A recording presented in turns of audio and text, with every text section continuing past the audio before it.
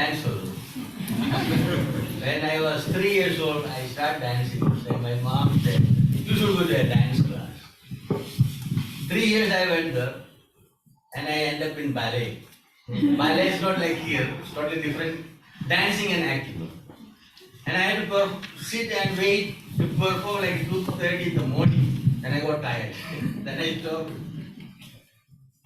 So when you bring the motion in our body with the music, that is a type of meditation.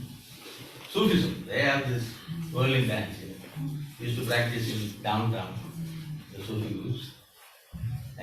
Always, I remember in 2006, the first time we had a yoga festival in a Muslim country, that was in Egypt. So I put all the Islamic traditions in our event. And they said, we don't want to chant Om. I said, no problem. I'll come to your prayer, I'll do prayer with you. But if I do, tomorrow you have to do my part. Then we all did their prayer together. Next day, they came to us and they started chanting Om. I said, I want to have a meditation inside the Giza pyramid. No, we won't get that permission. I said, no, we'll make it happen. I called the ambassador, they connected the tourism department. They said, we'll give you 1 hour. I said, okay, that is good enough. End up in 4 hours. They had beautiful celebration. So I'll always say, be faithful, you'll make the change. Now I have to bring our resolution, because it's the first time in the history we made the World Meditation Resolution in New York State. This is the milestone for us. We have to be very proud. We already made at the UN with the government of India and other people, but having in your state is important. When New York can make the change, and their world will change. Fatma from Assemblyman Nada Seydoux.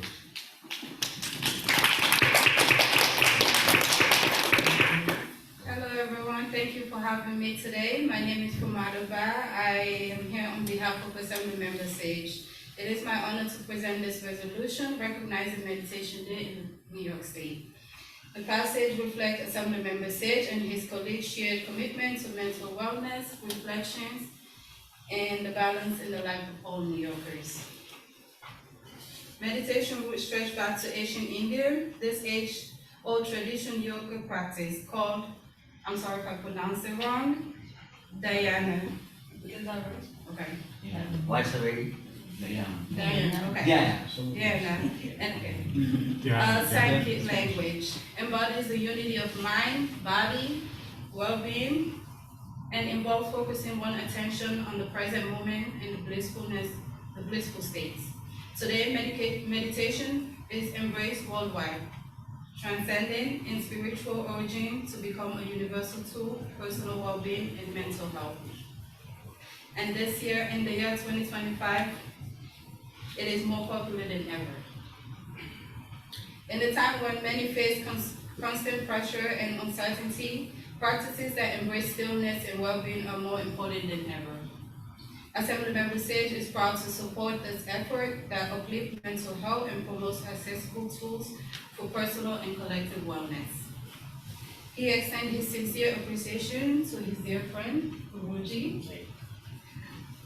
Chairman of World Yoga Association and Awareness, and your organization for your leadership, advocacy, and dedication to creating spaces for healing and reflection across New York.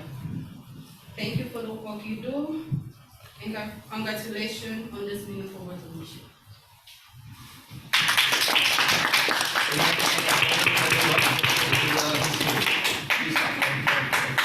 This is our resolution. Come, everyone.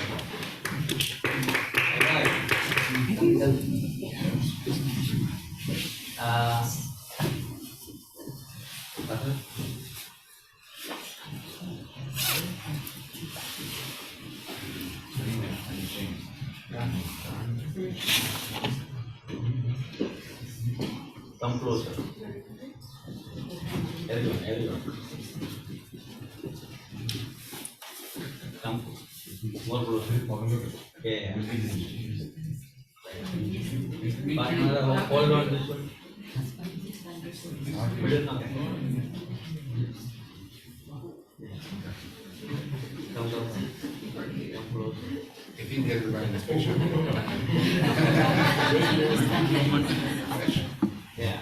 One person take with a few cameras and switch. There, right?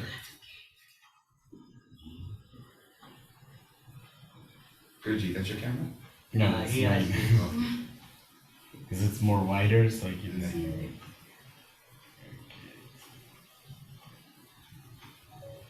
One second. He's got long arms, so you can do it. Well,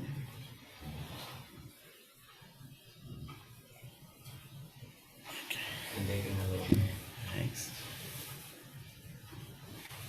So, I come know, closer. I know. That's what I'm saying, I mean, The other one is a little more wider. Yeah. This one. Turn on the side like this. With the, Not even there. More. Come in. Maybe- Turn maybe- this yeah. way. Oh, how you? Yeah.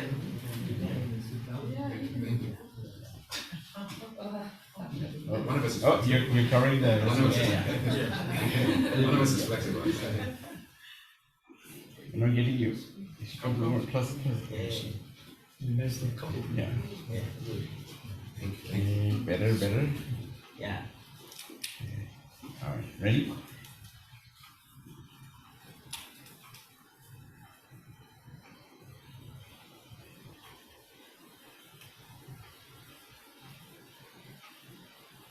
And someone can take. Thank you. Raj will take. He come.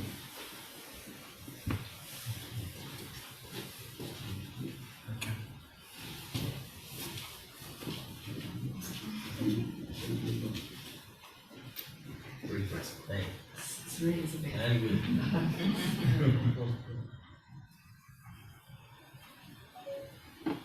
You take another one too. It's a Kaloji the camera. Yeah. That one and the Yeah, other one. that's most important. Yeah. Yeah. One more.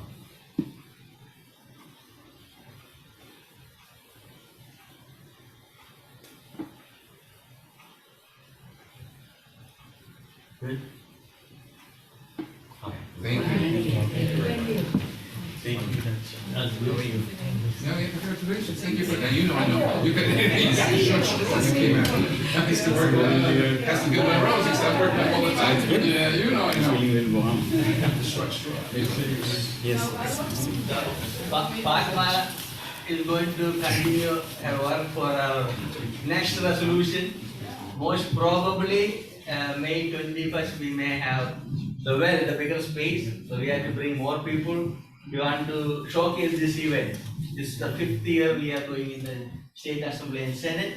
The last 2 times we had a actual yoga and meditation session. So we want to bring all the elected officials and we can move for the bill. Because if you want to have yoga and meditation in the school curriculum, it will take a little struggle to be in the position. So we all associations come together, all organizations come together, bring all the elected officials, make sure they are in the same page. And this year, the best part was we had co-sponsors from Democratic Party and Republican parties in gold, 100%.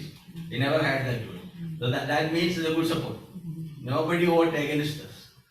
And we want to do in the city too. So we are working the groundwork. I hope we can do better. So now I want to make a small panel discussion group.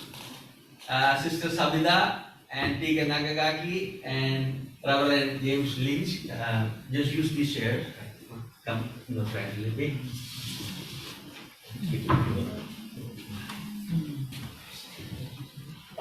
So they are coming from different traditions. And they're focusing on meditation, that's why I choose them.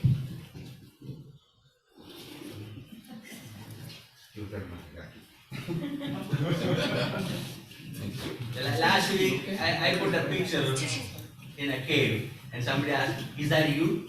I said, yeah. I was in a cave, ended up in concrete city. I don't know why I came here, no idea. I just came. and end up here in 2016. So that's the purpose. I believe something good for the people we had to bring to us. Otherwise, what's the purpose of our life? When we work for others, there's a beauty about our life. You can make tons of money. I made enough for myself. I'm not thinking about other people. I made nice center in Kerala. When people come, they feel like their own house. Now we are making a retreat center. Work is still going on. Once that finished, you have a tour groups from here to India. So you can go there and experiment what is silent retreat. You see all the animals, wild animals, elephants, big snakes, king cobras, all come to my hand. Problem, no problem. So my question is, first introduce yourself, each one of you. Sabina will go first. Very good afternoon to all of you. And I will greet you with Om Shanti, which means greetings of peace. Thank you, Dilip Bhaiji, and thank you, Reverend, for hosting this event here today. My name is Sabita Gir. I'm the representative of the Brahma Kumaris at the UN for maybe 10 years or so. I come from Guyana, and I started this spiritual path over nearly 50 years ago, practicing meditation. And I'm here in New York to share, like Dilip Bhai said, what we have is not for us to keep, but for us to share and inspire others to follow us together, not to follow us, but to walk together on this path of meditation. So thank you. Again, my name is James Lynch. I'm the current reverend for New York Rishabha Sakai in New York. We're a Japanese lay Buddhist organization. I'm an American, obviously, representing a tradition that's trying to expand the idea you see behind me is the eternal Buddha Shakyamuni. It's really supposed to be a mirror of your life. And the idea is that every movement that we take, we are actually meditating. Every encounter we have is to be sacred. And therefore, every moment we have is to express the divine. Thank you for being here. Good afternoon, everyone. Sorry, I got late today, so I was able to come Manhattan much quicker. And after I arrived here, I'm just going around, and it takes time runs so quickly. So I don't know what did I miss, but You gave away the money. No, okay. okay. No, you didn't miss. You came right on time. Right? Oh, okay, good. So, I'm glad to be here, first of all, and it's a meditation day, which is very traditional for the, Eastern tradition, basically. And Hindu, of course, Hinduism, Buddhism, and then all the various traditions tend to have more meditative way of life. And because anyway, so I myself is president of Heiwa Peace and Reconciliation Foundation of New York, and sort of like President Emeritus of the Buddhist Council of New York. And so this is wonderful to have this event here today at the Rishabha Sakai. So they are very dedicated for the Dharma and sharing the Dharma. And I think the meditation comes with the Dharma too. So Dharma tradition, because especially meditation reflect upon ourselves, and so to also understanding others. And so Dharma is something to about the truth itself, truth of our nature of the human, and also all the nature of the existence as well. So I thank you, and yeah, thanks very much. Arigatou gozaimasu. So we are going to the question. I don't get microphone. So each person will get 2 minutes to answer each question. First question: what is meditation for you? So why you choose your special technique or your tradition?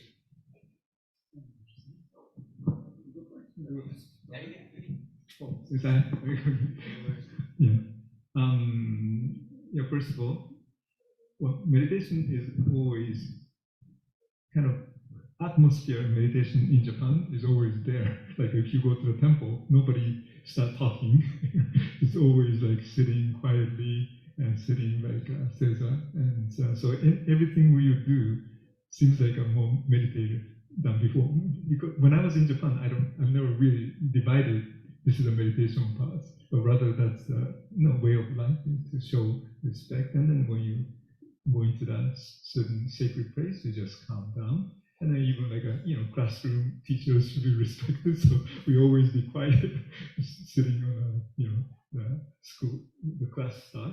So it's like everything, and then it's like even calligraphy thing. So Japanese culture so called. So it's all those meditations. In a way, meditation for me is a new awareness. Oh, that's the meditation. After so it was not separated from me. It's like the same as I'm Japanese. I didn't realize until I came to the United States. So it's like because I became Japanese when I came here. Right? Because when I was in Japan, I don't have such words necessarily to say I'm Japanese. But then here I'm Japanese. So the meditation is the same way. It's a meditation. Oh, that's the teaching that we live with, and so it's that's my answer. And then the way that I practice is meditation has different aspects of it, of course. And I personally do calligraphy. So it's always sodo in Japanese. So Japanese people write a lot of calligraphy, but that's actually, it's not just the words that I'm writing. It's a kind of a spirit, and then each word has to very respect the words. Words is like kotodan, we call it sometimes. Kotoba, words, but then that's connected to that your soul, soul here, tradition. So it's whole connection with that. So when we do the calligraphy, it's always, you have to be relaxed, but calming down your mind. And then the focus on the breathing and so forth. And then at the same time when you write it, so you just forget yourself, just let it comes to as the universe comes to you. And so it's always maintain calmness. And so for me, that when I need to be quiet, always I just do writing, then naturally I can calm down. But at the same time, like a sutra chanting, chanting itself is also calming down. Right? Sometimes I guess karaoke came from Japan. I guess kara is an empty orchestra, right? But some people feel very comfortable in a karaoke. I mean, that's one of the meditative ways too, because kind of different stage. But then as far as the chanting, all the sutras when we practice, we do chant like the same way here. And so the bell, and then sometimes we focus on some of the mantra type of like my tradition, saying the name of the Buddha is very important, especially instead of many Buddhas, there's so many things to focus. But then if we have one simple one, then you can rely on focus on that. And then the part of the Buddhism, of course, one is equal everything is equal one. So whatever you do, the one thing deep enough, that's all connected to the other things. So universe is different places, but yet right here as well. So that's and then the Jodo Shinshu tradition that I'm in was saying the name of Amitabha. Amitabha is immeasurable life and light. And so that's the kind of central part. The light represents wisdom, and then the light represents compassion. So we always keep the compassion and then wisdom in our mind.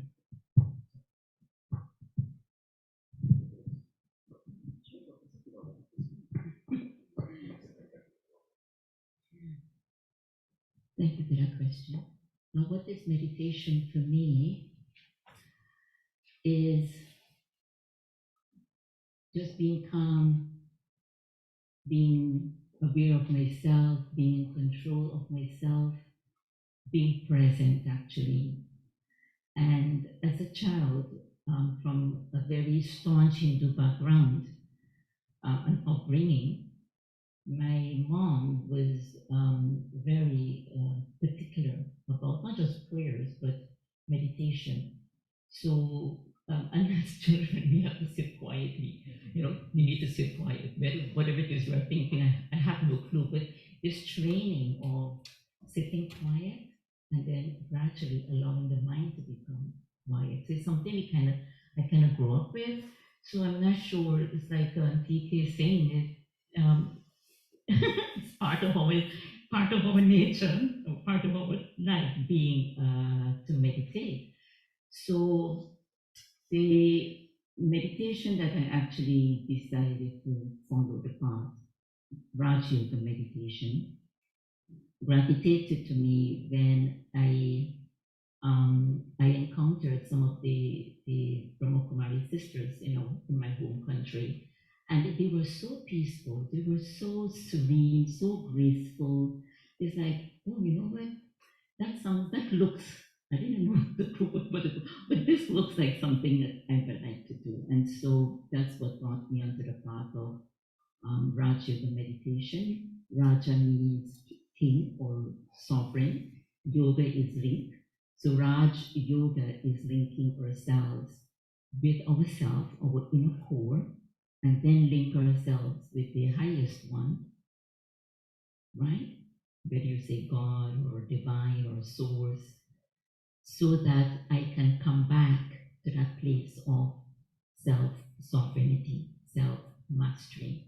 So that is what is Raj Yoga meditation, connecting with my inner core, because we've lost touch with that over the years, of connecting back to that inner core, that inner light, that my inner goodness, then connecting with the supreme light, and then in that awareness to draw that into myself, or to awaken that in myself. It's already there, so I'm not really doing it, bringing in something new, but awakening something that's already there, and then using that to guide me in my everyday life. So that's the practice of the type of meditation that we do. Sounds easy, but it's not that easy, unfortunately. I wish it were easier, but any meditation, as a matter of fact, not just this, to master, that control of the mind. I want you to stay here for 5 minutes, and my mind should listen to me, and stay here for that 5 minutes without jumping anywhere else. That's self-mastery. Thank you.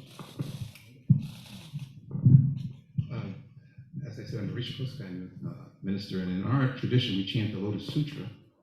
And so a lot of times people get confused that chanting the Lotus Sutra is not meditation. It really is.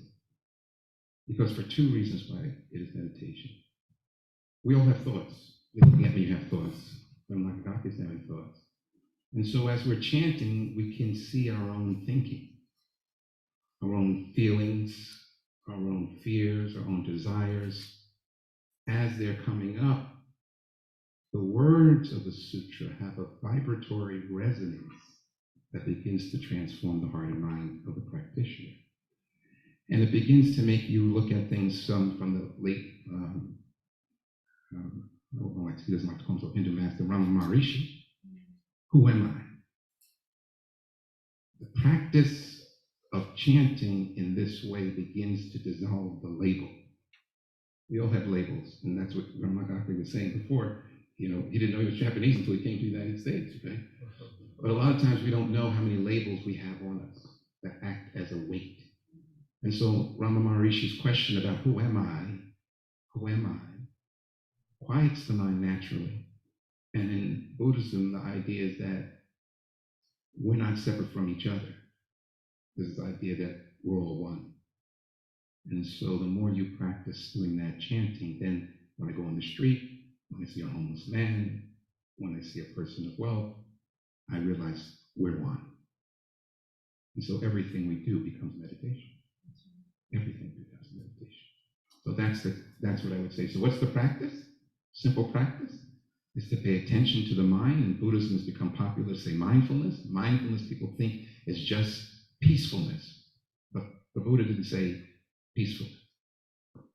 Because sometimes we're upset, sometimes we're angry, sometimes we're fearful, sometimes we're greedy. And we need to be aware of those minds too and take care of them like a baby crying. So what's the practice? The practice is to be aware as the mind is changing from one moment to another.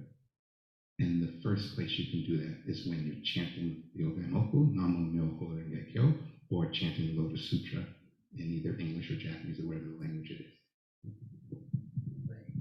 I am going to ask something people ask common. When you are to meditate, what's the best time? How long should we start?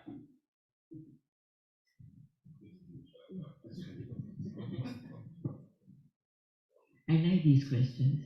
I told the Gataiji, I said, let's do something different. And he said, okay, you leave it to me. So thank you. It's stirring things in us. So yes, actually the best time to meditate really is when the body and soul is in sync with Mother Nature. The Brahmuhura time, early in the morning. And it starts from 2 o'clock, but 2 o'clock might be a little bit too early for us to get up and then spend the whole day going to work and all of that. But 4 o'clock is not too bad. If you can do 4 o'clock, that's great. And so actually the best time would be early in the morning. And if that, because at that time, as the sun is coming up, your body is also waking up, you are in sync. The energies in the universe is different at that time. Totally different. All the criminals already did their crime and now they went to bed. So even or got caught. So the atmosphere is a little different. So it's like the traffic is clear, so your connection will be easier. Now, if that is a little difficult for you, then I would suggest, this would be tell others, whenever you wake up, if you wake up 6 o'clock, try to wake up 15 minutes earlier and do little meditation. Start your day actually with something spiritual. That's the food for the soul and mind. And you feed your body afterwards. So our first thought, our first activity should be something for the self. Then you take care of your body for the next 24 hours. Yourself only needs those few minutes. And the best time is in the morning. Does that answer? No, I love that answer. I think it's so important that we start our day off in a rhythm. In Buddhism, we also call vows. So that process of being in harmony with the universe, harmonious perspective, links you to not only yourself, but to the people you're going to meet, and the earth and the food that you're going to eat and ingest.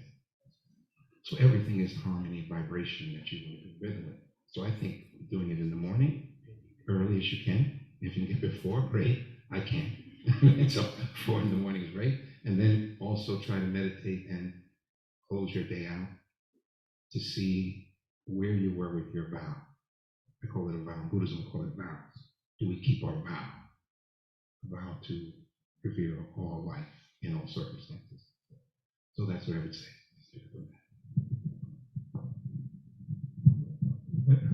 I think so. Whenever is fine. I mean, as long as, because each one has a different, I guess, the speed of the life, the way of life. So, because sometimes I feel like when I was at the temple, I can wake up and then you have all the space there to chant loud is okay. Nobody's going to bother. But then now I, live in a different setting. Like one time I live in an apartment kind of way. It's hard to do those things, and so I guess you have to find your own way. Now it's in also myself. It's a little garden I have now. So, but it's a little bit too loud to chant. So maybe I just do a little what do you call it? Meditation outside. And so I enjoy it here. And so for me, I just feel like it's adjusted. But personally, for some reason, I always like the sunrise and then sunset. And the Pure Land tradition that my in is normally sunset is the one that we focus on. Simply everything, the life all the everyday life is sort of finished. Used to be, right? Especially when the sun downs means you go home. So all the task is finished. So the feeling is you're calming down and you're settling, and so you have time to do. And then the west side is since there's a Amida's direction, so that's why you could have west. But personally, I like both in the sun and the sunset. So because I realize when I go to any place in traveling, I always like to go early in the morning and go to see the sun. And then when I finish, and then the sunset is always beautiful. So I really like to sit on somewhere in the sunset. And so that's my kind of a body always say, oh, I have to go. So still, I normally wake up a little bit, sun's coming up for sure. I'm going to be out in the garden to see the sun and say, oh, thank you, good morning, how are you? So I have to go somewhere today, so make sure you bring the sun for me. They will do that too, maybe. But so like that. But then morning is very different feeling, of course, as what's your name again? Sovita, yeah. Sounds like it's Sovita for me, but anyway, Sovita mentioned, but morning is actually very special, especially like it's a difference between when the sun comes up, that is really different moment.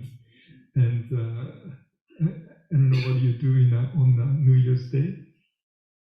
I don't know American people what do they do, but then you might know all the Japanese people go to see the sunrise.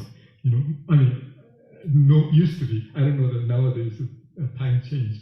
But then the first day of the things to start the new year, we just go to see the sunrise. So before the sunrise, you stop there, and then the sunrise, and they call it also like Goraiko.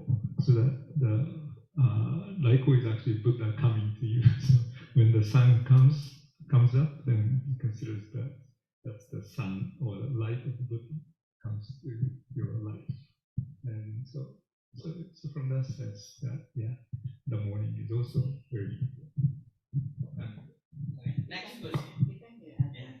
The evening meditation, as Steve is saying, but before you go to bed, just before you go to bed, don't watch the TV, and I try to cut off emails. I don't respond because I want those few minutes before I go to bed to be in that silence, so you can get restful sleep. So you want to know when is the best time? So 3 times: morning, evening, and night. The next question: some people are married, some are brahmacharis or monks. Some are single. They have their own boyfriend, girlfriend, they have their own life. So what they have to prepare themselves? Do they have any food restrictions or any other limitation for them for these practices? You mean before they get married or something? Before marriage, during marriage, or after? No, Different types of people. No, absolutely. No, I hear what you're saying. In Rishika Sakai, we don't really have that. It's the idea, I think, of recognizing the time is very important. And also recognizing when you're single or in your relationship, when you're married, those things are different. And that you must be sensitive, awakened to the relationship that you're going to have now. So if I'm eating late and I'm doing things that are going to disturb my significant other, my wife, whatever people say, I must be mindful of how my behavior is going to change. That I'm no longer single. And so if I'm eating foods that are going to excite the mind and heart, that's going to stop me from being compassionate to the other person, then I must be mindful of that. We're always in relationship. Enlightenment's always in relationship to something else. It doesn't stand in a vacuum. So if you just have rigid rules, that's what Nakagaki was saying before, if you have just a rule, I'm going to do it this time, that time I won't do it at all. No, it's better to be mindful and meditate and be present and do it locked into a rigid formula that isn't connected to life. That makes sense. Okay, I will do this. The one thing is and this is a pure way of doing it, is the same as, it's like a Honen, the master of Honen, who is like a, 1122, well, anyway, that's okay. So 13th century, he started the Pure school of Buddhism, but then he also came down from the mountain. He used to be a meditator and then come down from the mountain to bring the teaching. And so at that time, people asked the kind of questions like, about how I should be doing, vegetarianism or, even like a marriage and the practice, that kind of thing question the Guruji asked. And then the Honen's answer is always, all depends where you are. So if you get married and you stop practicing the Dharma, don't get married. But then if you get married and encourage you to study more, you should get married. And if you are single and you can practice better, then you do single and practice the Dharma. So everything, like the same way, when you eat something, you try to be vegetarian, you get sick all the time, and then you can't practice the Dharma anymore. You just eat the meat, anything, but then, you just focus on the Dharma, the meditation, or, whatever the way you like to do. And so it's like the same way. So whenever you do, whatever the life is, then you have to focus on the Dharma. So whatever the things you do, you always bring to the Dharma. So it doesn't matter whether lay or, the monastic, and so female or male, it doesn't really matter. The way that the life should be spent, the way that Dharma is also, your life is supporting the Dharma to practice, and so that you find happiness. Very nice, my brothers. And I would just like to add, we hear, right, that to live a path of meditation or yoga, you should be vegetarian and these things. Yes, I would say, if you really want to do these things, be a vegetarian, be celibate, whatever. However, to agree with what my fellow brothers were saying, what's the point? If you're going to follow that path and they're struggling, it makes no sense. When you practice connecting with your inner self, whether it's through mantra or whatever it is you do, you're connecting with your truths. And that practice after some time will guide you or will empower you to take another step and another step. And eventually you will get to the top of the ladder, whatever that top will look like. It's your top. And that is your most beautiful form or self, if I may say so. And so for each one of us, that would vary. So the best thing is, if you want to challenge yourself, say, okay, you know what, I've been meditating for some years, maybe I do take a step, and let me see how this works. But it's always important to, whatever it is you're going to do it with understanding.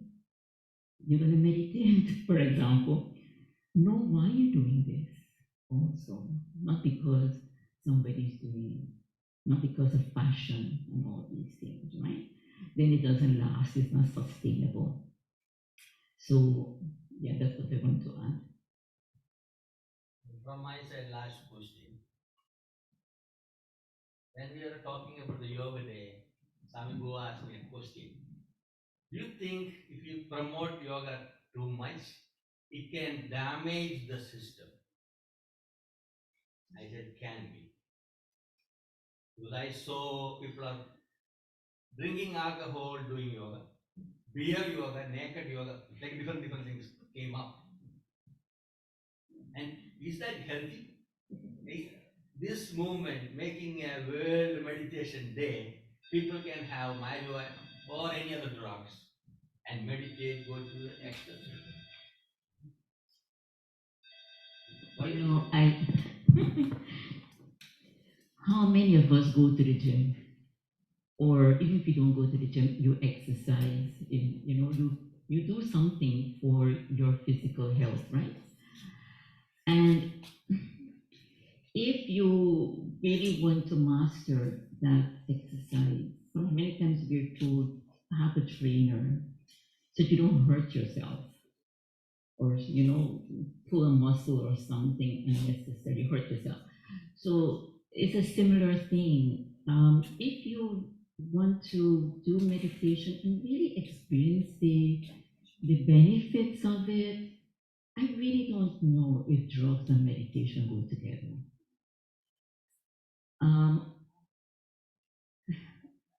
Meditation is a part, as you heard, for what, 25 minutes? Is a part for Fatima, bye. Oh, okay. Try to sneak sorry. out. It's a path of peace. It's a path to remind us of our true nature, which is peace, which is ahimsa. So if I'm going to do things that are contrary to that, and as our brother here TK is saying, our dharma, then we are only fooling ourselves. I don't want to sound like bad or anything, but it's like you're trying to take 2 steps forward and then you push yourself back 3 steps. Then where are you? You're not even square one. You're somewhere else. So I would suggest take baby steps, but know why you're doing what you're going to do. And everybody here in this room is sensible, and I know all of you actually, maybe except 1 or 2. And we all on this spiritual path. So I'm not saying anything strange anyway, but I'm sure it would have been your experience that if we're going to do something, we need to know why. Why I want to meditate anyway? So when I know why I'm doing what I'm doing, then I will do what needs to be done and do it in a practical, sensible, mature manner. So I do get the results that I'm looking for. Otherwise, there's no point in trying to exercise to lose weight. I'm going to share with you one quick story. A friend of mine, she asked me, she said, Sabita, how do you keep yourself like that? I said, I keep off of some carbs. But I exercise. You know what she did? She kept off the carbs but not exercising. And after 3 months, she said, I said, but you need to exercise. You can't do half the thing. You got to do the whole thing. Then you'll get the benefit of it. Right? Thank you.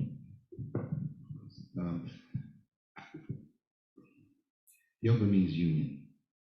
Union means union. Union with what? With your pleasure senses? No. It's union with the very fabric of the nature of the universe. And if you do that, then you're going to naturally fall in line to what things to be good for the body and the mind and the heart and for the environment. If I'm doing things that will take me away from an awareness and my ability to perceive life, that's moving me away from union, away from awareness, away from perception, away from happiness. Not just temporary happiness, but true happiness. Happiness that even when things go wrong, in our practice we say, traditionally it used to be good causes plus conditions equals good outcome, bad causes plus conditions equal bad outcome. At the deepest levels of life, no matter what the causes or conditions are, they can be something that can strengthen you. Does your practice show you how even when you're in difficulties, you can transform the difficult situation? Loss of a loved one, an illness, a sudden death, fear. Can you practice there? So if the drugs and so forth are doing that for you, which I've never heard anyone say that it does, then I'm saying that's going to empty you. It's giving you an experience, not awareness.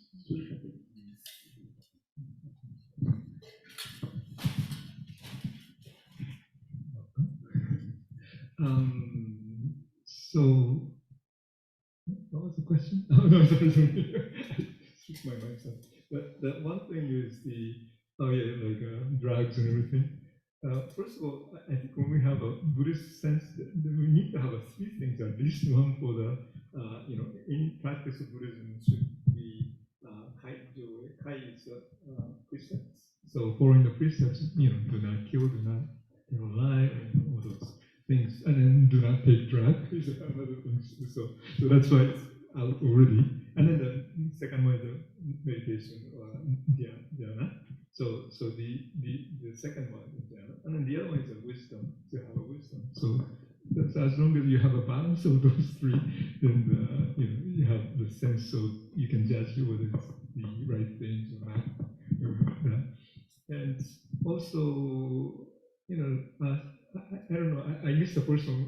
One of the reasons I wanted to know what you discussed was the December 8th is Buddha's Enlightenment Day.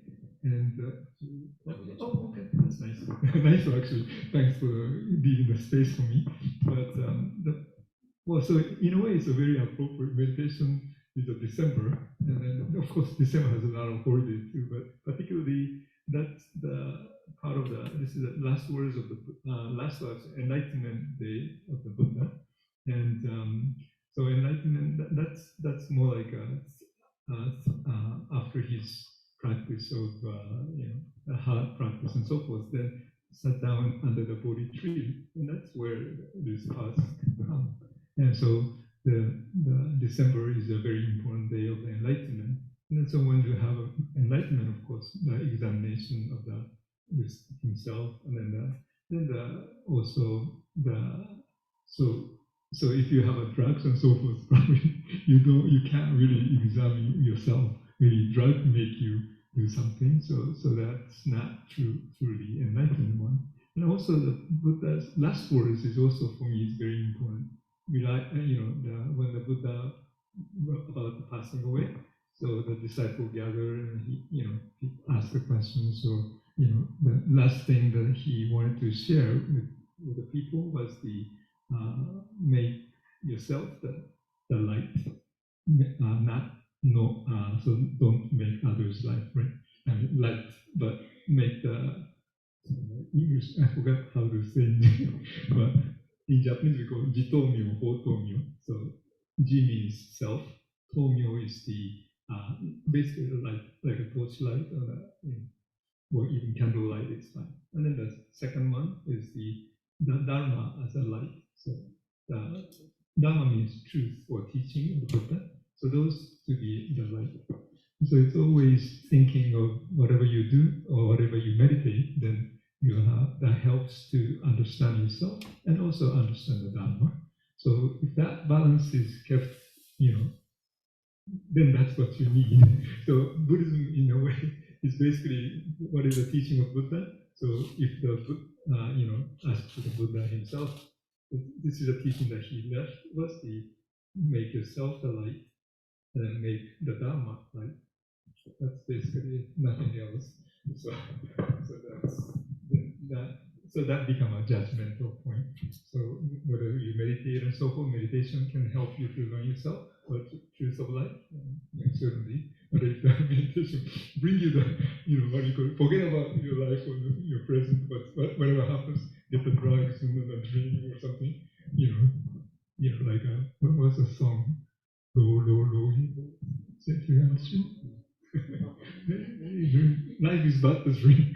so I mean that's not the problem. But then so where you're going, I mean going down, then you recognize, but then you always come up with self, and then down the truth of that. I want to bring one point from my own life. My dad was a homeo doctor. He had a job in the telephone department in the federal government, and he was specialized in cancer patients. So he get a special permission to practice. They cannot do tour with a government job. So he got permission to practice on Saturday and Sunday. So he get patients, those who are thrown out from all the doctors. There's no hope. So he'll take them and go through the history of their family and their own history, and find natural medicines for. And they had to follow whatever he said. 2 years, cancer disappeared. I thought, wow, amazing. So I was preparing all the medicines, but I don't know what's going on. And mom is also helping him. She was a teacher. Saturday, Sunday is off. Then I asked my dad, I want to learn different therapies. Then I started learning these. And he said, if you want to heal somebody, you have to know how to destroy yourself and heal it. Wow, that's too much. So usually what he will do, he find a medicine and put it in his body to create the problem and put the antidote to clean himself. So, but we don't know what is his experience. I said, I want to experiment. They said, okay, most of the college students will smoke and drink. I want you to do it. Mom said, no, you cannot do it. Then I want to try how it will work. So I had to smoke 1 cigarette a day for a week, 1 pack a day in different alcohol. They experiment. After 1 week, he said, okay, we are going to have the medicine. It took more than 2 months to heal myself. The end of the 2 months, I got sweat with this smoke smell. See how long it will take to cleanse ourselves. Yeah. So that's why we ask children, don't use these things. It will destroy your body, mind, and the spirit. So try to avoid even sugar and salt and too much spices. That's also a problem. Too much coffee, too much tea, everything problem. You will have little bit. Don't eat too much. That's also a problem. Don't sleep too much. That's also a problem. I get up 4 o'clock in the day. If I sleep or not, I'm out. 30 minutes straight meditation. Then I do my daily routine. I take my ferry. If I'm in Staten Island, have a nice time. Sometimes do work in the ferry. Start my day. I may end up going back 2 o'clock, 3 o'clock. That's a day-to-day. But when I was in the cave, straight 15 hours practice, rigorous practice. We eat 1 meal a day. That's it. But you see the energy. Sometimes we fast for 7 days, only water. The 3rd day you cannot stand. All the thing will come out. Through here and through down everything. But next day you see the energy. Heavy, I put one Mayuras and Peacock post on my Facebook during my fasting in Delhi. Very hard day, So I had to demonstrate yogasanas in an orphanage. So I have to do it. The children, they are waiting for me to do things. So I went there. I thought I cannot make it, but I did. This is in 90s. So we don't know the power of meditation. It's very heavy. Now, last some years, we jointly put meditation groups at the UN. Groups are there. And last year we put a write-up on UN website for our meditation, silent meditation, every Thursday 12 to 12:30. Now first Thursday we have more people, other days different people comes. And then I see this year so many people are coming in different times. That's helping us. So that's why I'm looking for this new bill to come up very soon, either this year or next year, to support our young children. I know they go through a lot of psychological issues in this country. So we have to support them. I think all the children are our children, not mine or yours, our children. So we have to give good guidance. So thank you, PK, Rauran, and PK Sangaji. That was normal question usually people ask. That's why I did that one. Definitely we will have other events like this. Thank you. So now I want to bring, I know she has to go early. Isha and now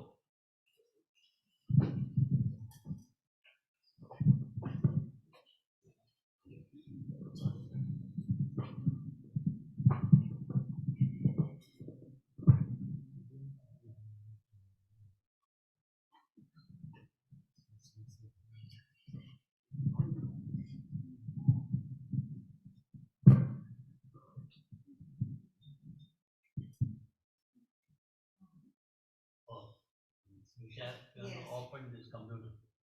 It is a P. In Oh, mine. Oh, it's his. It's Oh, yeah. it's his. for his.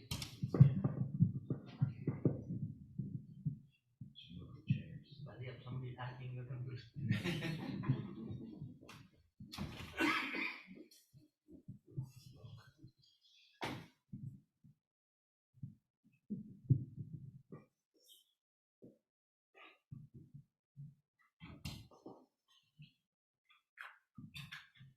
Okay. Yeah, yeah. We have. Peace is flowing.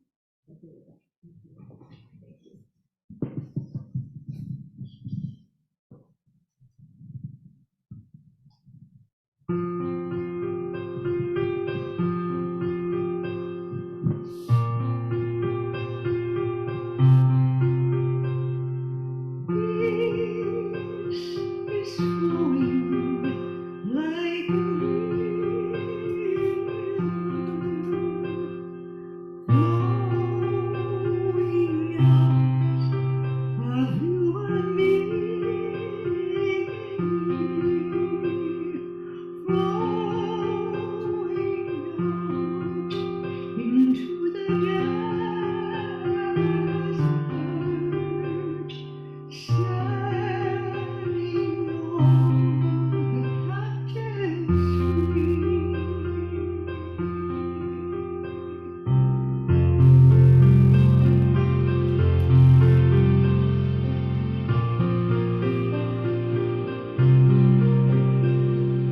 Joy is flowing like a river, flowing out of you and me, flowing out into the universe, setting all the captives free.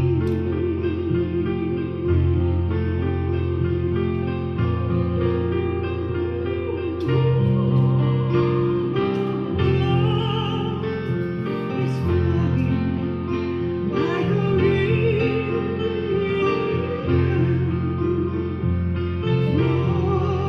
flowing out of you and me, flowing out into the desert, setting all the souls free.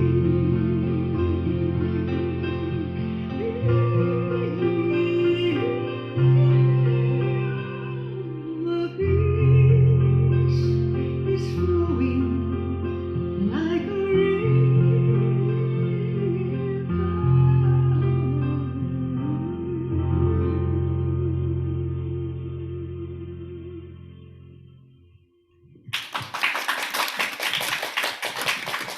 Very good. Now we are relaxed. So should we do a little meditation? How many people know how to chant Om? We have any religious preference not to chant Om? No. We are fine, right? Why we are chanting Om? What the reason? Yeah. My question, why we are chanting Om? What's the reason? Correct.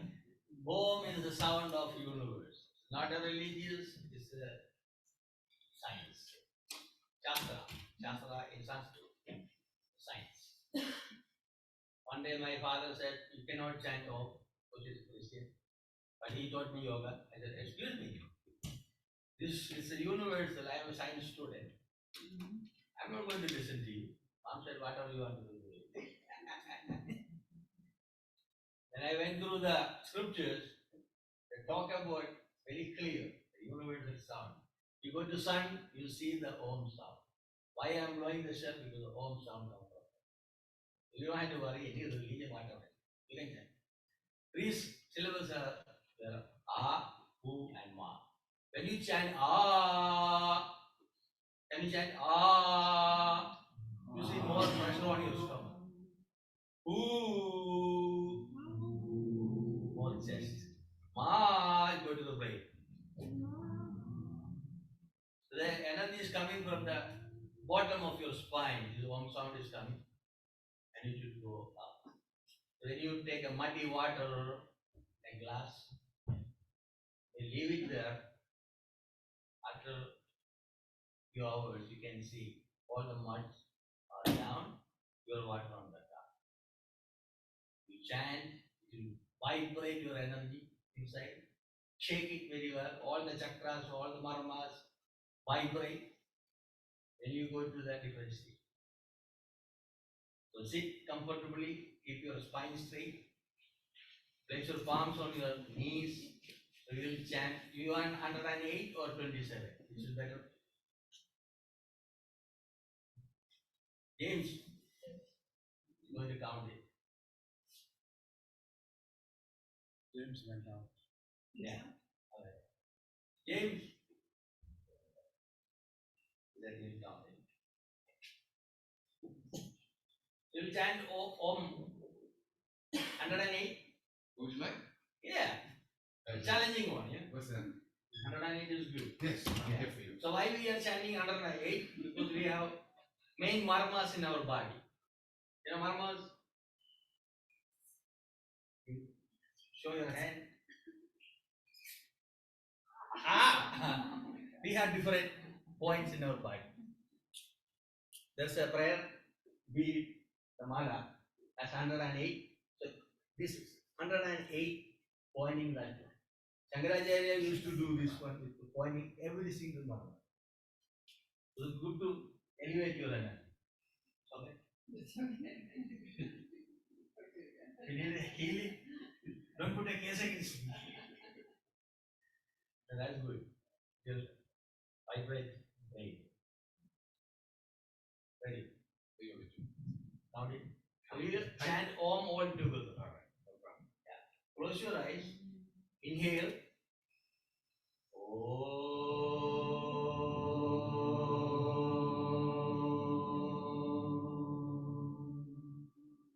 Inhale.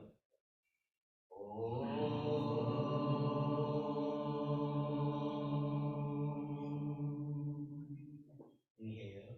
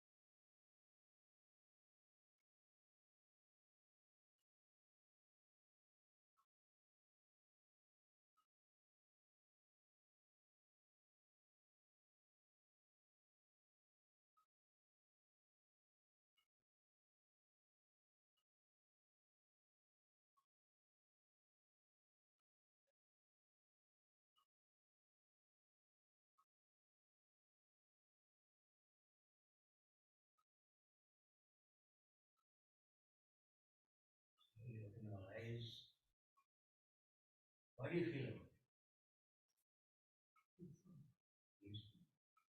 We are synchronizing our energy. So whatever is good for us, use it. Don't think about what others say. Don't try to please other people. Is there anything healthy for yourself? Use it. Anything. This is my own life. I went through different masters in different areas. I want to experiment. Then I implement in my life. When I talk to my students, they may listen, they may not listen. I just tell them I walk away. After some experience, they come back to me and say, we made a mistake, we didn't listen to you. Can you do it again? Sure. You know, but they make them to be responsible. You know? People make mistakes, but don't make them as your enemy. Any teachers, make sure they come back. They should feel to say, I made a mistake. Good to have that. Yeah. And we move forward. That's the way life's supposed to be. That's why we made interfaith to bring people together in harmony and peace. This time we have a theme for World Meditation Day, harmony and peace. Like Yoga Day we had that too. You know. So we have some peace people are here, Andre and Amanda from HWPL, please come forward.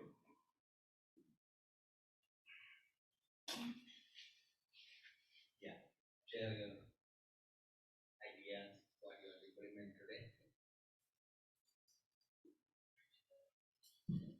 Hello, everyone. Is everyone more peaceful now?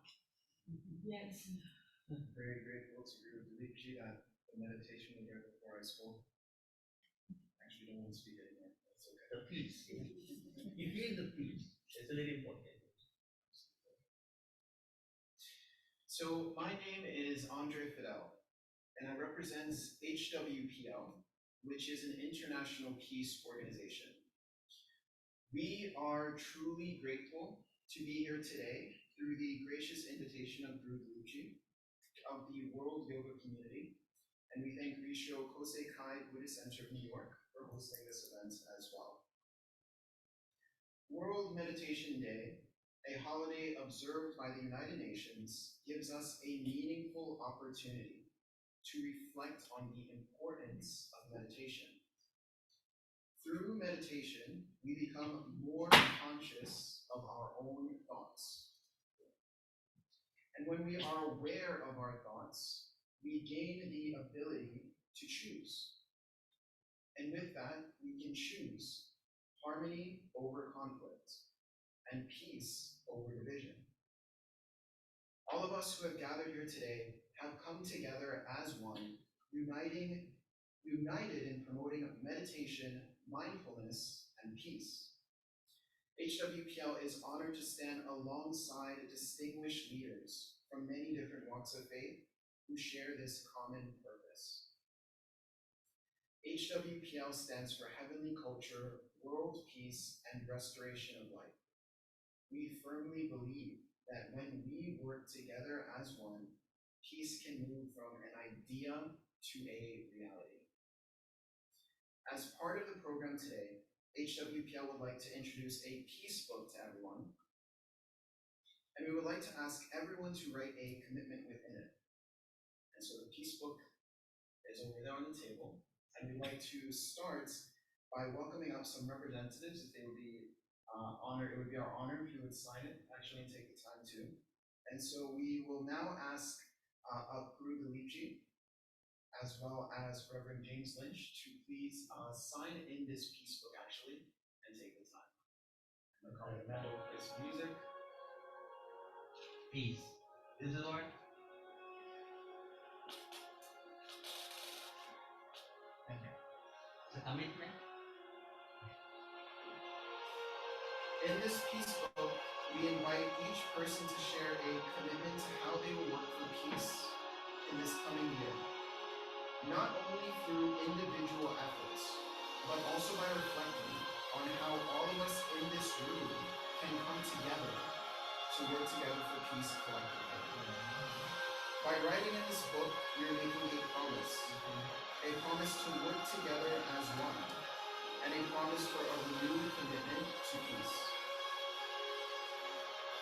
our shared commitment, grounded in meditation and strengthened by the coming together of our thoughts, ideas, and collective efforts, we can create the opportunity to turn peace into a reality. We hope this book will both contribute to and carry forward the legacy of peace that those in this room have already begun.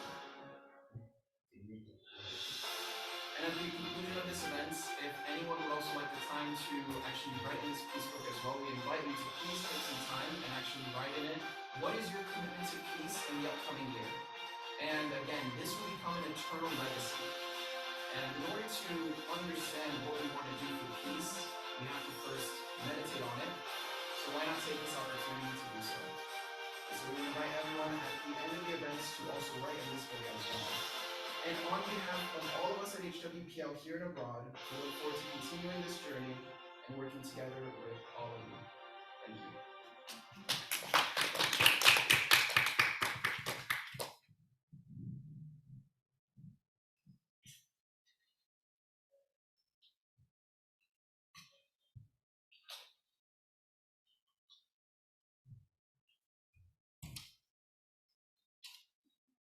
So while there's signing, should we have a dance too?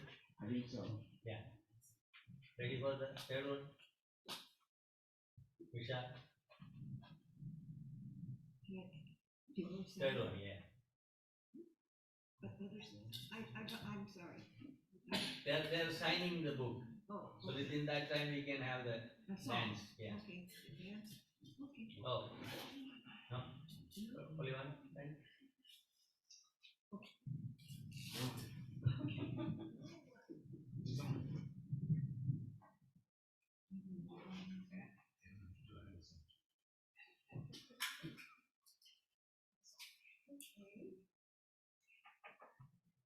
What's the next song?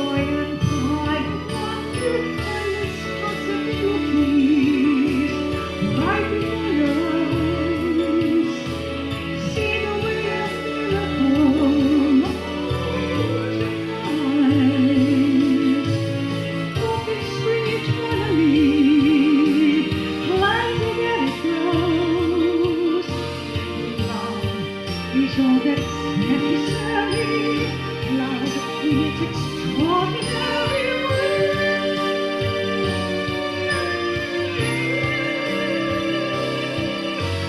Extraordinary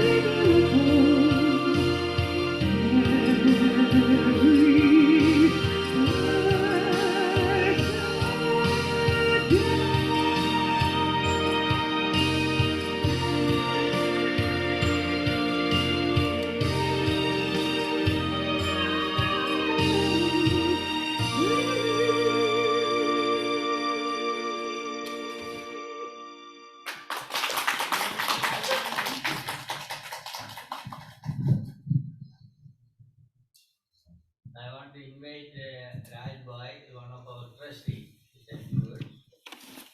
Bye bye. And he met in 2011. He was the president of the Sathya Sai organization in Manhattan. Last day we had a wonderful event, his centenary celebration, and the ECOSOC president, Ambassador Thapa from Nepal, he spoke at the event. And we made a citation from Assemblyman Sophie to celebrate centenary.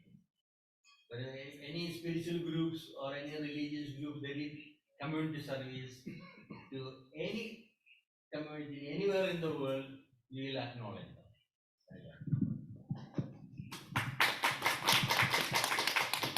Greetings from Brother Oneness. What I live and preach is we are all one at the spirit level. And we have to show that. I show that to my smile by greeting everyone. That's my commitment for peace for next year, so that everyone feel at home. We are recognizing the divinity within myself, with everyone in the universe through that process. So I wish you very joyful, festive, contented life and a blissful holiday. Thank you, Guruji. We have friends, as Guruji mentioned, almost 14 years or so now. So we are marching forward in this journey. So peace be all. Namaste. Raj Bhai is originally from Karnataka state, Mysore. I remember there's a picture Swami Bua made a meeting between Sathya Sai Baba. Swami Bua is demonstrating yogasana in front of Baba and King of Mysore. I put it on Facebook, And he married to his wife. Wife is from Pakistan, Sindh provincia, right? So please experience with me at my home. Oh, correct. Because India and Pakistan are the side. Right. And they have 3 boys. They married girls from different religion and different countries. Now he has 10 grandchildren. See how things are going on. To bring in unity. Unity in our Show that oneness. Thank you very much. So, when I came to New York in 99, September 14, Swami Bua brought me to the UN. The first General Assembly I had meeting with Kofi Annan. He was supporting us for the resolutions. And it took a long way to go. Then during Ban Ki-moon, we had the yoga day. With the Guterres, we had the meditation day. In between, we had so many other things. And we are working on the Global Oneness Day. Diane letter, we will ask you to say things. We are working on that one. I hope that will happen or not. And there I met Chimoy. He was amazing spiritual being at the UN. He was a guide for many. And I was running rock climbing centers in the city. They used to come to climb in my center. I met a lot of them. Then they give me the flyer for the music events, music for meditation. And last day they had an event too. I was not able to come back. And Dr. Kusmita Patel is here, and she's one of the trustees from the Parliament of World Religion. If you can share some the experience with Chinmoy, that will be wonderful.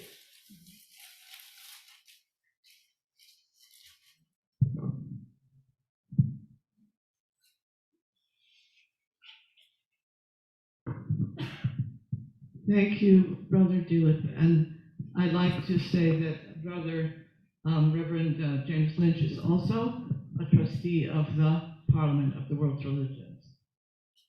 And I'm not going to give a talk or reminisce.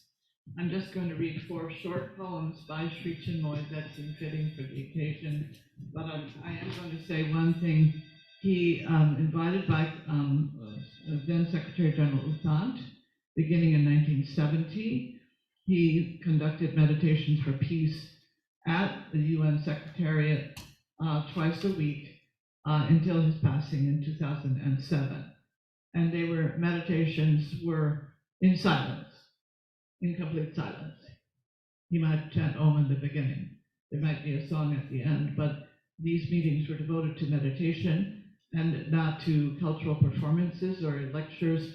All of that went on, but it was in a different, that was a different stream of programs from the meditation itself, which, as I said, was in silence. So I have 4 poems about love. Without love, there will be no peace. And without peace, as Sri Chinmoy would say, also there will not be love. Love, he said countless times, is oneness. Oneness. Love is oneness. If we establish oneness, we give according to our utmost capacity. If we really care for the heart's oneness love, then God will always provide us with boundless opportunities here on earth to express our own love and to be loved by others. Wherever there is love, there is joy, and this joy comes from the soul's oneness. And he also has said that where there's joy, there will be peace. Everything comes and goes, but oneness love remains, and it remains so permanently. Thank you.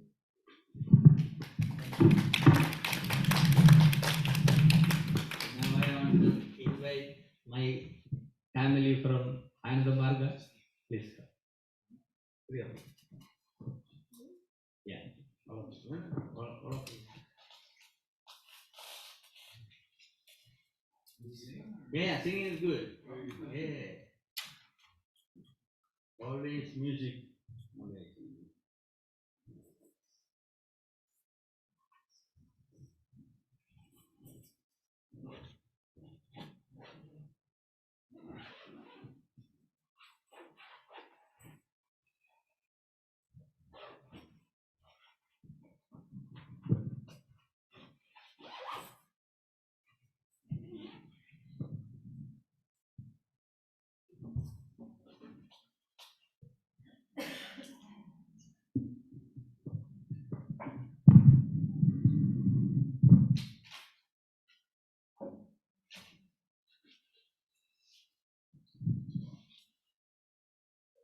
So we'll do a little chant.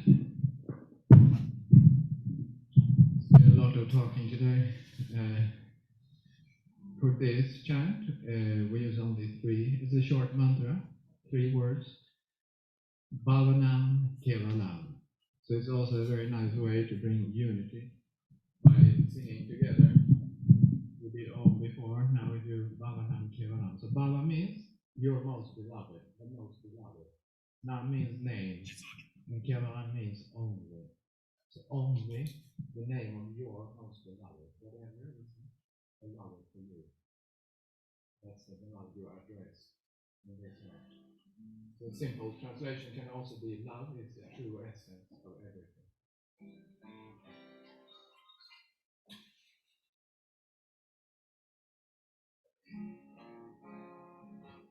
I invite you to sing along if you like. 3 simple words. Okay, can everybody say Baba? Baba. Nam. Nam. Kevalam. Kevalam. Baba Nam Kevalam. Nam Kevalam. Love is all there is. Love is the true essence of everything. Only the name.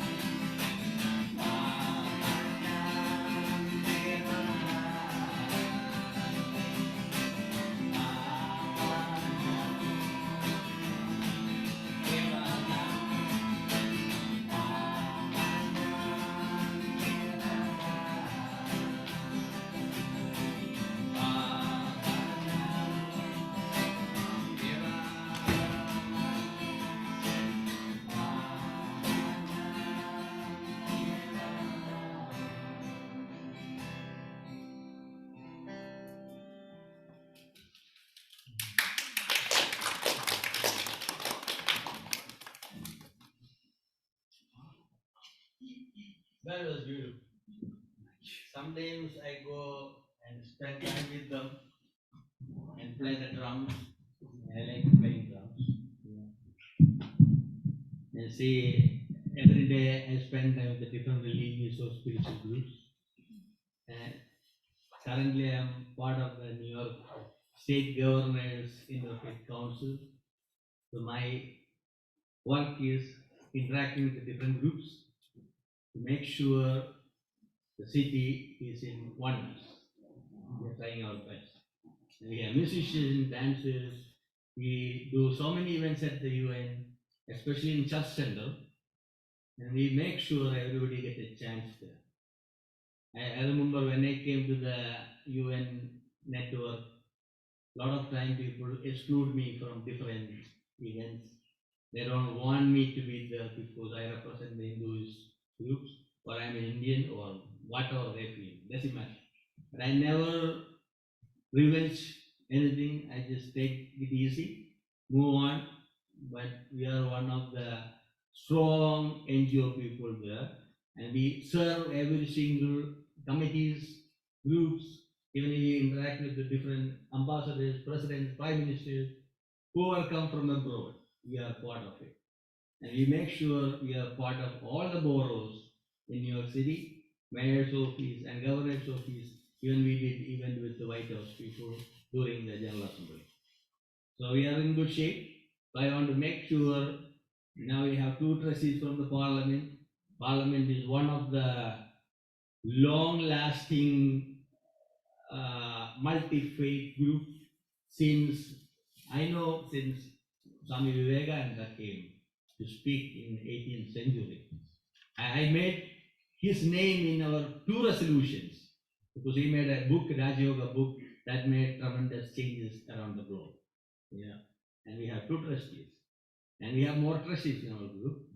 And we have to work with those people to make the change. I am proposing to the government of India to have a big multi-faith event in India. And Sai Baba Ashram is ready to give the space. If Parliament want to do it, fine, or other people can do it. I know 1923, my grandmaster put a big interfaith event, the first one in India. So there's a chance we can do better every time, We have to multiply with the different groups. That's an idea. So in 2004, we start the award ceremony with Swami Bua. He brought me to the UN to implement different things. Somehow I succeeded in different ways. I brought his shell to go wherever I go. That was his wish, me to do it. And he was our first awardee. So today I am an award for somebody. The Interfaith Leadership Award presented in recognition to, I'll announce the name later, in grateful appreciation for outstanding service and dedication for the human values that bring global culture of peace and universal spirituality. The Board of Directors of the World Yoga Community humbly bestows the title Vishwashanti Padma, means Lotus of World Peace, granted on 21/12/2025 at the 32nd World Meditation Festival and the 2nd World Meditation Day celebration in New York, USA, signed by World Yoga Community. That is Reverend James A. Lynch Jr.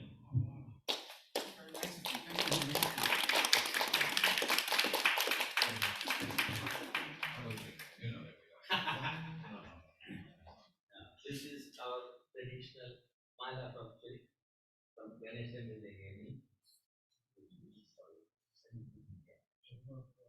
We did a lot of work, and usually we never announce early.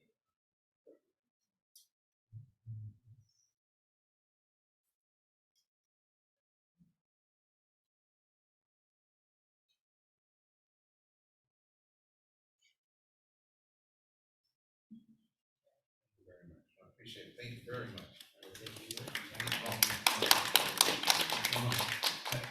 Guruji, I did not know that this was going to happen. I can only say that this is very important what we're doing here. It may not seem like there are a lot of people here, but the truth of the matter is we're each touching another life, and we're changing the destiny, perhaps, of the world. So I'm really very thankful to this. This is, means a lot to me, actually. Thank you very much. So, a person like me, I never care how many people are there. When I came here, nothing in my pocket. I came from India. Nobody used to help me. I struggled. I took it as a challenge. Made it. Went to numerous countries. Met so many folks. All the religious leaders. Met so many. More than 50 million people in my life. Most of the people helped me in different ways. Even buying a coffee for me. I can walk in the city without anything. I can proudly say, somebody will come. Guruji, did he eat? If they see a hole in my shoes, they bring two for me. If I need a ticket to India, people are there to help me. So I don't worry about it. I know when the will is there, everything will happen on time. The struggle is good to learn things. If you don't have a struggle in your life, you never grow. Yeah. People used to take out my Facebook pages. They hacked it. I lost so much, so many people I lost. I give it back to my action. Again, again. This is the way it is. And I make sure those who are in our circle, they are recognized by the government in different offices. All the resolution we did, 7 resolution happened last year, successful. Yeah. So we are doing for the people, for the future generation. It's going on very well. So I am so happy we are doing something for the people. So we recorded this one. I'm going to put it in YouTube. 2 million people see. So we don't do it. Thing is, we want to do the event on same day. Lot of time NGOs are neglected by diplomats. I don't like that part because UN sustained because of the public money. So I want to make sure NGOs are part of it. If they don't give us space, we have our Reverend this year. He knows how hard it is bringing NGOs. Yeah. And so many events are there. People have to go, fine. At least we are celebrating our own time. Yeah. And few announcement, Michelle started the adult daycare center in Queens. There's coming up some events, and she's having a Christmas party there, and we want to do a meditation group there. And 31st morning, we'll have our final day program online. I'm going to invite my friends to speak. And 2007, we want to bring all the professors from different universities to have an event at the UN. We are thinking about 500 professors, chancellors coming and bring spiritual teachings at the UN. So we are going to connect with the government of India and US government, so they have to get visa and all other planning just started. And we want to get maximum universities to be part of it. The spirituality is very important. I say spirituality exists in the universe. All the religions are man-made, but we cannot escape from the spirituality. By birth, we grow up with spirituality. All other things we can explore. We have different languages because the meaning of or communication of the silence, we cannot escape from that part. This already exists. Yeah. We are chosen and divine being on this earth only to love and care. That is very clear. And we cannot escape the universality. You know? So we have to make sure everybody is in our one universal family under one God. Thank you everyone for joining. It was a beautiful time. I enjoyed. I know you enjoy it. So see you very soon. And make sure our event is coming up in May in Albany Assembly Building. Thanks. Thank you. Thank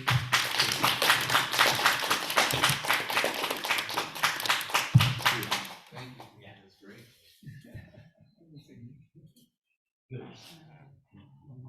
Thank you for coming, everybody. Get home safe.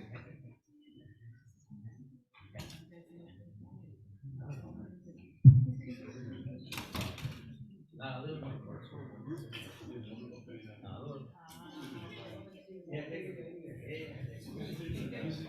Eternal Buddha, Shakyamuni. The Eternal Buddha.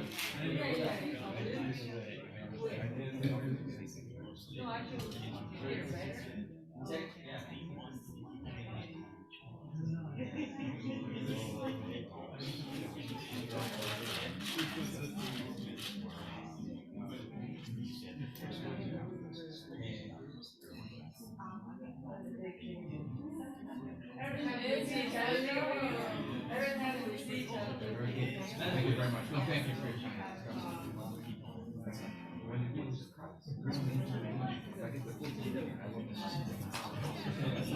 Thanks, sir. That's what I wanted.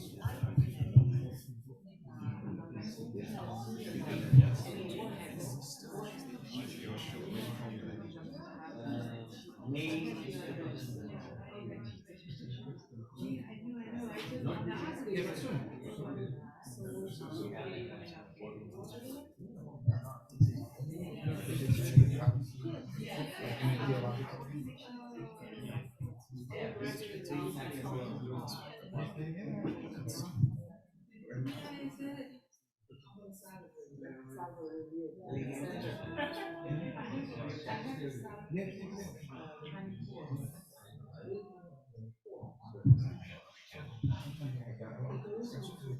You see what I'm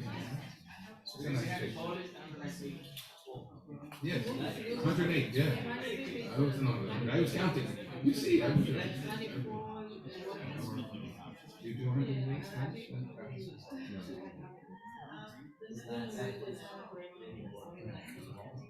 You feel, because you're a real meditation person, you work with it.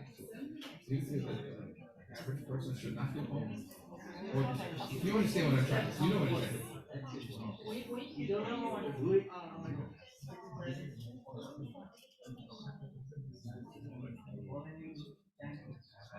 That's what I was saying. Almost right.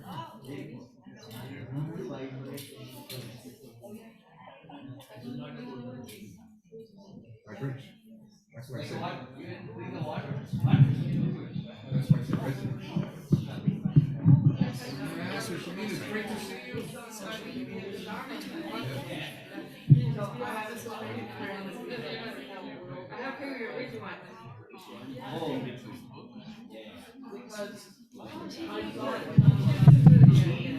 And he said there's a committee, and I asked him to get back to me, and he never did. There is one more announcement. I'm glad.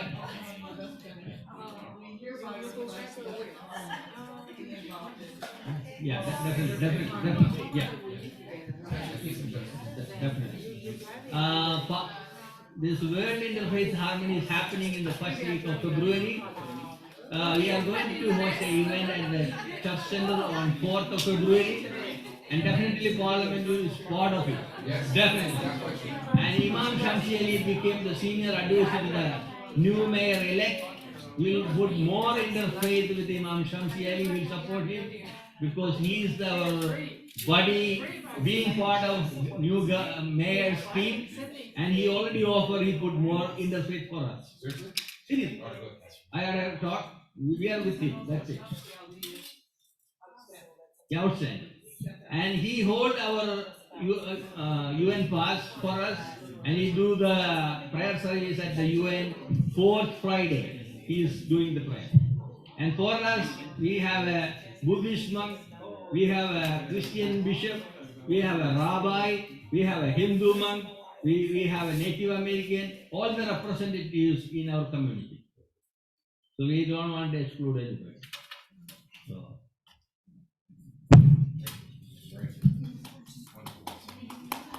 Thank you.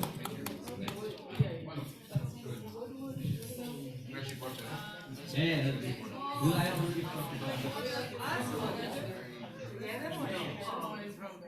you can have one day. First we are putting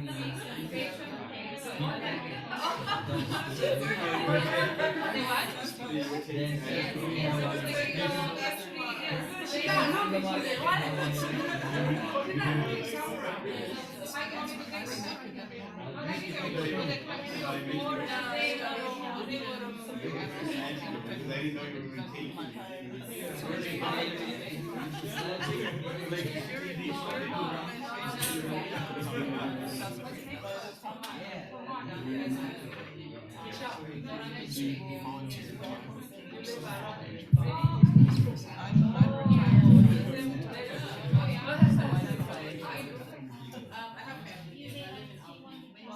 Well, every organization needs.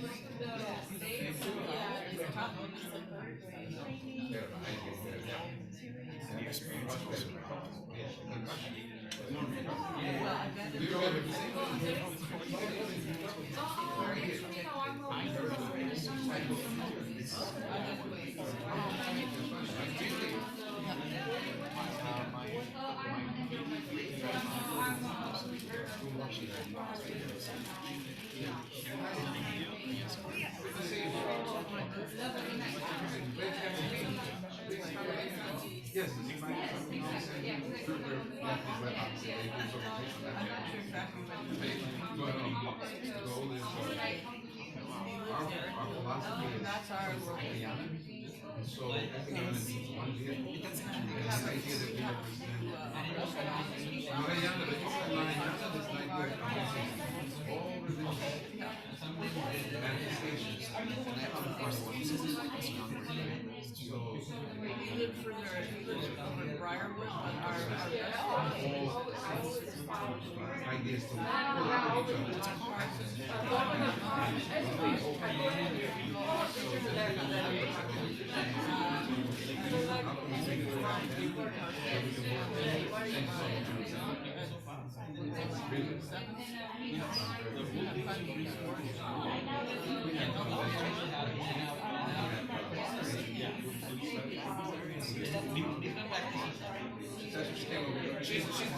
She's a wonderful singer for years. not 100%.